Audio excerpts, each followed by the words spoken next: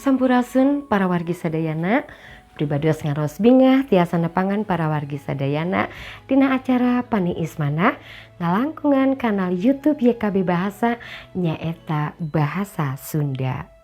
Para wargi mangga sate acana urang ngawitan urang ngadeuheus ka Pangeran.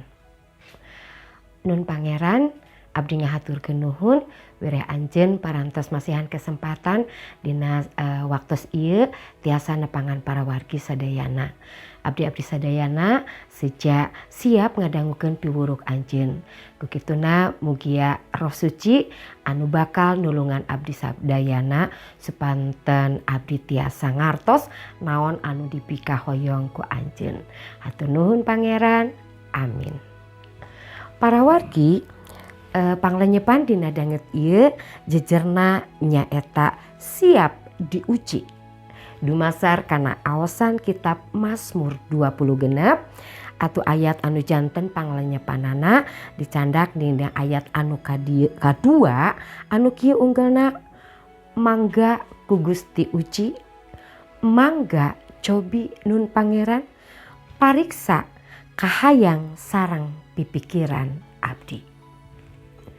Para wargi sadayana abdi bade naros. Nah para wargi resep mayunan cocobi seseueurna jalmi alim diuji sok sanaos dina kahirupan ieu urang sering mayunan ujian anu tiasa ngabentuk diri urang janten langkung sae. Ujian teh rupi-rupi. Aya nu mangrupi kritikan, tegoran, sareng bangbaluh anu abot.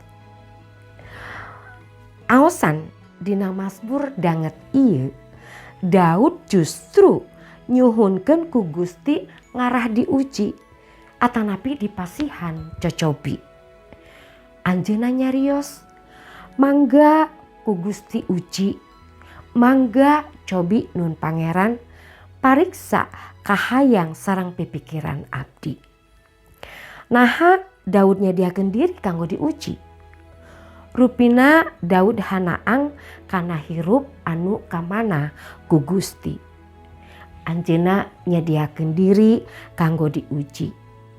Anjeunna masrahkeun kahirupan sareng hirupna kana pangkon Gusti.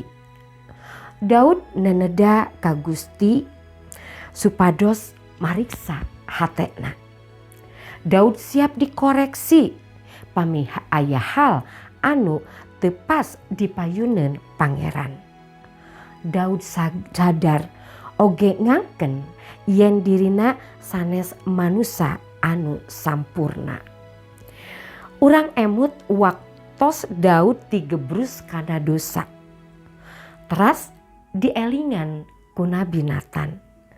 Daud jujur ngangken teras nyuhunkeun panghampura di Gusti.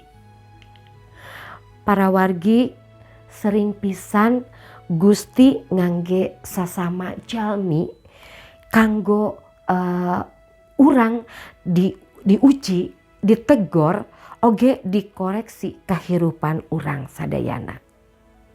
Hayu urang tampi ujian, tegoran sareng koreksi kalayan ikhlas sabab hal eta diangge ku Gusti kanggo kasayan urang. Oge hal eta teh kanggo ngadorong urang sangkan hirup bener. Mung sakitu anu tiasa didugikeun pamugi janten berkah kanggo urang sadayana. Mangga urang ngadeuheus ka Pangeran. Kalintang bingahna nun Pangeran anjeun anu tos miwurukan ka abdi-abdi sadayana. Anjeun hoyong abdi-abdi sadayan ningal Daud supanten tiasa diuji diri pikiran anu teu sapagodos sareng anjeun. Auban supanten abdi tiasa ningali naon anu kamanah ku anjeun dina kahirupan pribadi lepas pribadi abdi sadayana. Abdi rumaos jalmi anu teu sampurna Kukituna abdi hanaang, abdi lapar ku piwuruk anjeun.